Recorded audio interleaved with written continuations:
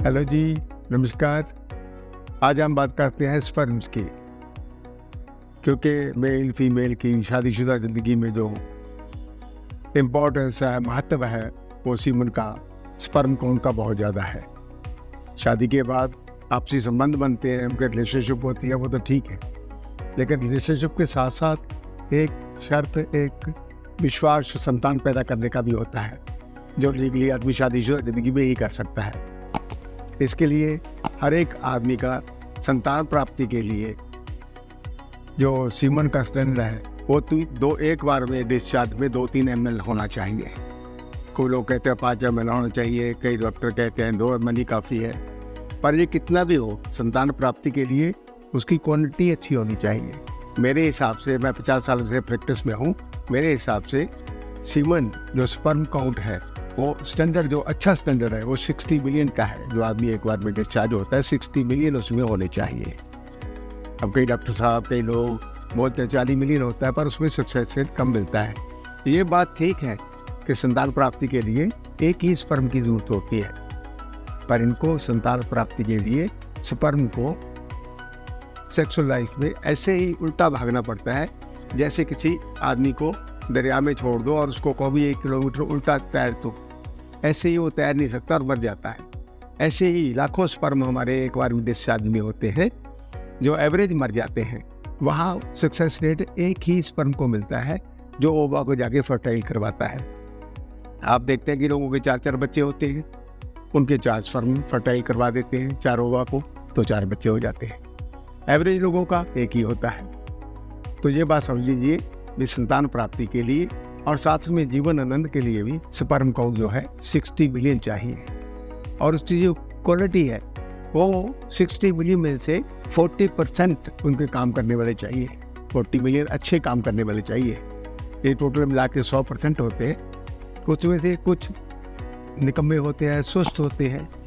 जैसे कोई आदमी काम करता है, ऐसे स्पर्म भी काम करते हैं, सुस्त होते हैं वो। कई बीमार किस्म के होते हैं, कई बिल्कुल मरियल ही होते हैं। तो हमें संतान प्राप्ति के लिए 60 मिलियन में से 60% इफेक्टिव चाहिए।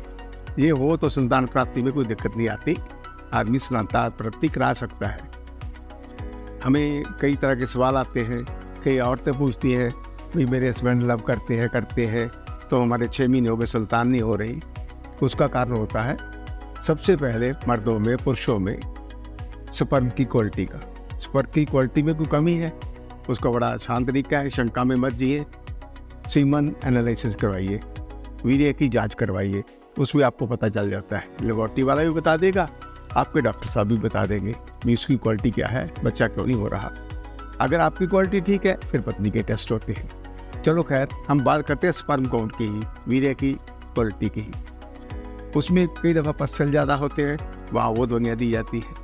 इसके ट्रीटमेंट के लिए हर पैथी में अलग अलग ट्रीटमेंट है, लेकिन मेरा मानना है अपनी 54 साल की प्रैक्टिस में कि आयुर्वेद सब उत्तम है, सबसे ऊंचा है।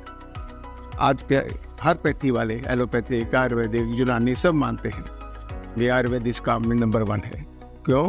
क्योंकि इसके कोई साइड इफ़ेक्ट नहीं, इसका कोई बुरा असर नहीं, इसमें कोई स्टीरॉयड नहीं जो आपको साइड इफ़ेक्ट दे। किसी को दमा हो गया, किसी को इम्पोटेंसी हो गई, किसी को खुजली होने लग गई, किसी के बाल जड़ गए, ऐसी बातें इसमें आती हैं।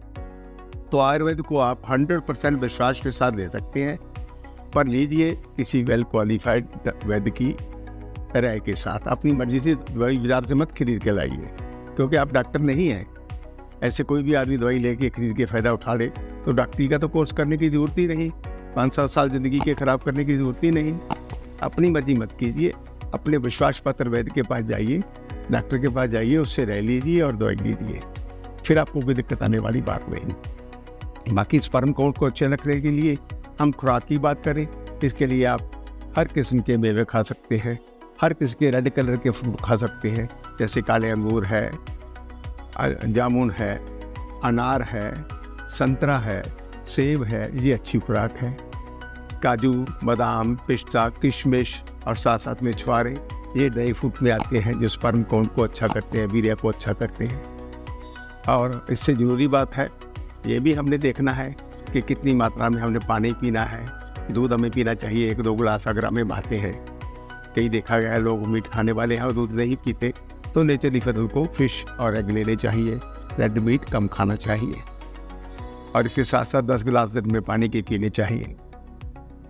और किसी किस्म की कोई स्पेशली हमें प्रॉब्लम आ रही है, दिक्कत आ रही है, तो आप अशोकलिन की भी राय कर सकते हैं, मिल सकते हैं। आपको सिंसियर एडवाइस दी जाएगी, दवाई की ज़रूरत है दवाई दी जाएगी। इसके अलावा फिर ये देखना है संतान प्राप्ति के लिए अच्छे वीर्य के साथ साथ हमने मिलाप कब करना है वो हमें पता होना चाहिए, वो भी आपको डॉक्टर बताएगा। अशोकलिन में ऐसी एडवाइस दी जाती है। ये आपको देखना है, सोचना है क्या करना है, कब करना है, कैसे करना है। हाँ ये भी है भी हमें लव कब करना चाहिए, किन दिनों में करना चाहिए। वैसे लोग एवरेज ही करते रहते हैं, पर मेरे हिसाब से मेंसेस स्टार्ट होने के 10 दिन बाद अब लव करें, एक दिन छोड़ के करें।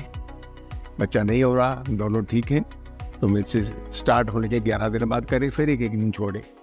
ये मेरा कहने का मतलब ये है कि इसमें हमेशा आपका एक दिन का फ़र्क पड़ जाएगा और जिस दिन वाइफ का अंडा बना और फूटा उस दिन आपने लव किया, बच्चा हो जाना है, इसमें कोई दिक्कत नहीं आती। परेशानी वहाँ आती है जहाँ हम कुछ ही नहीं करते, हमें कुछ पता नहीं, हम किसकी राय नहीं लेते, अपनी मर्जी से ही टोटकेबाजी करते रहते हैं। ये गलत है।